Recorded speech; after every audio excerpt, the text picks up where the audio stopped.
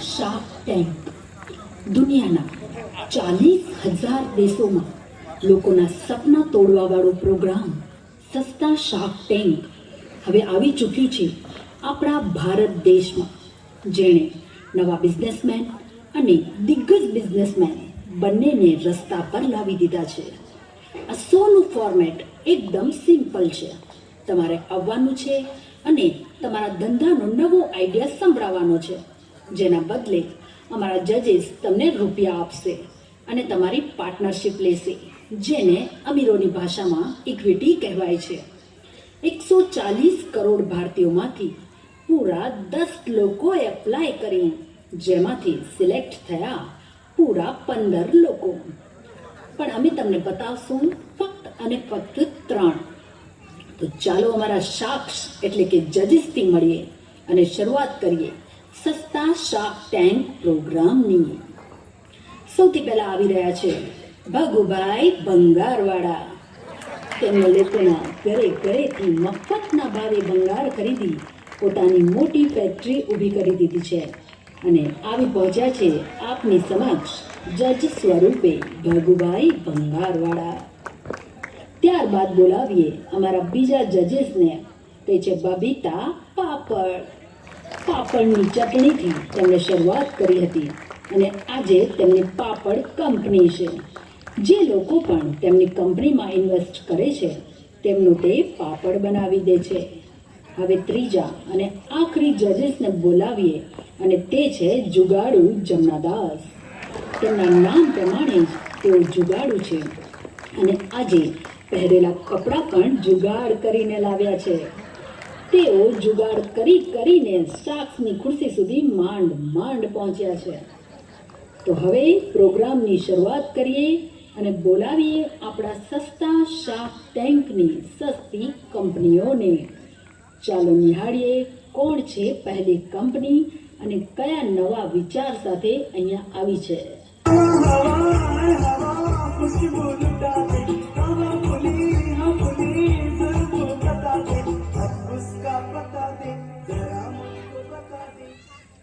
જય શ્રી કૃષ્ણ સાહેબ. હું છું હવાઈ કંપનીનો માલિક અને આ છે મારી પ્રોડક્ટ. અરે ક્યાં ગયો? હાલ હવે શું છે? આ છે મારી પ્રોડક્ટ. હું કોઈ તારી પ્રોડક્ટ નથી. બેસી રહેને છાની માની.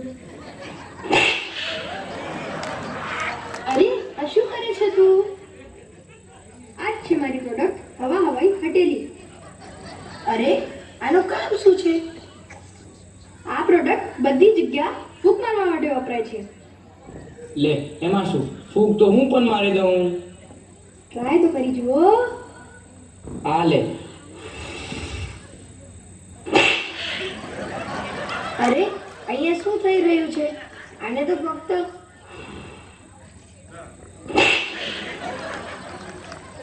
થપ્પડ કોણ મારે છે?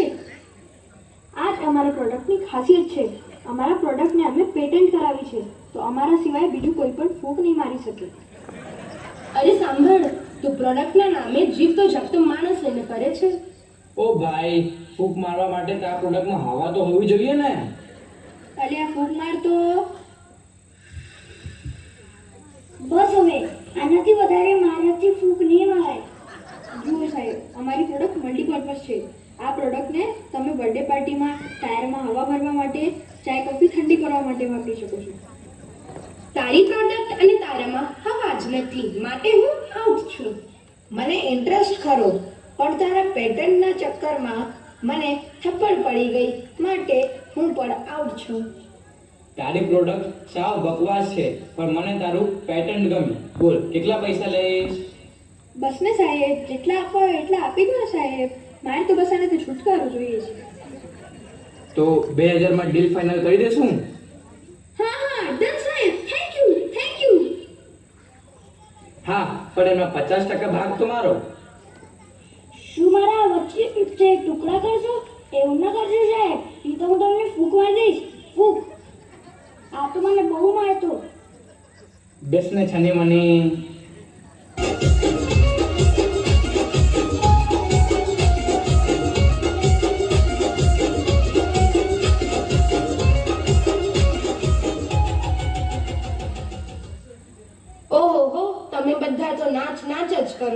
તેમને એન્ટ્રી તો લેવા દો. કેમ છો મંત્રીઓ? એ મંત્રીઓ વાળા, અમે સાક્ષ છીએ, પૈસા દેવા વાળા. પૈસાની વાત કરો, બીજું બધું મૂકો. અમે એક એપ બનાવી છે, તેનું નામ છે AI એક્સક્યુઝ જનરેટ. આ એપનું નામ વધારે પડતું અંગ્રેજી નથી થઈ ગયું? કઈ સમજાય તેવું બોલો. ટેન્શન ના લો, કહું છું ને, અમારી એપનું નામ બહાના બનાવવાળી AI. અમારી AI સ્કૂલમાંથી રજા લેવા માટે, પતિને પત્નીથી બચાવવા માટે, ઓફિસમાંથી લીવ લેવા માટે, તેમજ કોઈ કોઈ જગ્યામાં જૂઠ બોલવા માટે વપરાય છે. એ બધું મૂકો, પહેલા તમને AI નું ફૂલ ફોર્મ ખબર છે? AI નું ફૂલ ફોર્મ ઈ તો મારો મેનેજર કહેશે. એ હું શું કામ કહું? એ તો આ કહેશે. હા કહું છું ને, પણ તમે બોલવા દો તો ને. AI નું ફૂલ ફોર્મ થાય આર્ટિફિશિયલ ઇન્ટેલિજન્સ. એમ બી આજ AI ખૂબ ચાલી રહ્યું છે. આપણી સમાજના લોકોને બી બહાના બનાવવા જોઈશે ને. શું કહો છો મિત્રો? તો કહો હવે, તમારા બધામાંથી કોઈ ઇન્ટરેસ્ટ છે? બહાના બનાવવામાં મને આવી આલતુ ફાલતુ ઇન્વેસ્ટમેન્ટની જરૂર નથી. એ તો હું એમ જ બનાવી લઉં. આમ પણ બહાના બનાવવામાં મેં તો MBA કર્યું છે. લે ભાઈ, ફૂંક મારતો માટે હું તો બહાર છું. તમે તમારી AI નો ઉપયોગ કરીને બહાના બનાવીને મને છેતરી જાઓ તો? AI માં મારી એક્સપર્ટીઝ નથી, માટે આઈ એમ આઉટ. All the best. મારા જુગાડના ધંધામાં દરેક વસ્તુનો જુગાડ કરવો પડે, જેમાં ઘણું ખોટું બોલવું પડે અને બહાના બનાવવા પડે. તો બોલો, કેટલા પૈસા લેશો? 1000 જેટલા થાય. અરે રે, 5000માં શું થાય? તું કે તો તને 5 લાખ દઈ દઉં. ના ના સાહેબ, આટલા બધા ના થાય. તમે ઘણું કહો છો તો સાહેબ 50000 નક્કી કરીએ.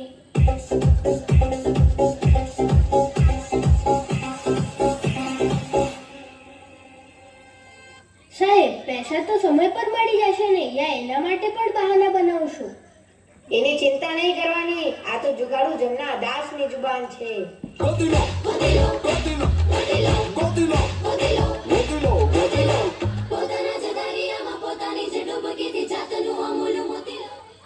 અરે, આ તો ચપ્પલ હાથમાં લઈને આવે છે. પાગલ લોકો, આમને જોઈને તો ચપ્પલ માંગવાનું મન થાય છે. કેમ છો બધા? જય શ્રી કૃષ્ણ. જય શ્રી કૃષ્ણ. બોલો, શું છે તમારી આઈડિયા? સાહેબ, પૈસા ખોવાઈ જાય તો એક સમય મળી પણ જાય, પણ ચપ્પલ ખોવાઈ જાય તો તે ક્યારે પણ ના મળે. માટે અમે બનાવી છે એક એપ, જે આવી દરેક સમસ્યાનું સોલ્યુશન છે. લે, આવી પણ કોઈ એપ હોય? હા, અમારી એપનું નામ છે TCS. TCS? ઈ વળી શું? TCS એટલે તમારી ચપ્પલ શોધો. અરે, આ તમે શું કરો છો? સાહેબ, તમારી ચપ્પલ નથી ખોવાણી, આ તો અમારી એપનું નામ છે. તમે ક્યાંક મંદિરે ગયા હો યા ગરબા રમવા ગયા હો, ત્યાં ચપ્પલ ખોવાઈ જાય અથવા કોઈ કૂતરું તમારી ચપ્પલ લઈ જાય તો અમારા એપ પર તમારી ચપ્પલનું લોકેશન મળી જશે. લે, આ લાવ્યા ને કઈ કામની વસ્તુ. એટલે જ તો અમે આ એપ બનાવી છે. જો તમારી બંને ચપ્પલ અલગ અલગ હશે તો તેની જાણકારી પણ અમારા એપ પર મળી જશે. ભલે ને તમારી એક ચંપલ અમરાવતીમાં અને એક ચંપલ પાકિસ્તાનમાં, અમારા એપને કાંઈ ફરક નથી પડતો. તમારી કોઈની ચપ્પલ ખોવાઈ ગઈ હોય તો કહેજો, શરમાતા નહીં, આપણા પાસે ટેકનોલોજી છે. તો બોલો, કોને અમારા એપમાં ઇન્ટરેસ્ટ છે? મારા માટે તો આ ફૂક જ કાફી છે. લે ભાઈ, ફૂક મારતો એના માટે હું તો આઉટ છું. મારી પાસે તો બહાના બનાવવાની એપ છે. કોઈની ચપ્પલ ખોવાઈ જાય ને મારી પાસે આવે તો કોઈ બહાનું બનાવી દેવાય, માટે નો ઇન્ટરેસ્ટ. તમારી એપ છે તો મજેદાર, કારણ કે તમે જેટલા એક્ઝામ્પલ્સ આપ્યા એ બધી જગ્યાએ બહેનો વધારે જાય, મંદિર હોય કે ગરબા. માટે આ પાપડ ક્વીનની યસ યસ યસ છે. બોલો, કેટલા લેશો? 2000. આ તો ઘણા કહેવાય, 500 રાખો. શું મેમ, તમે પણ 1500 તો આપો. અમે ત્રણે 500 ભાગ કરી લઈ. દંડના દંડન. આવો ત્યારે ચેક લઈ લો.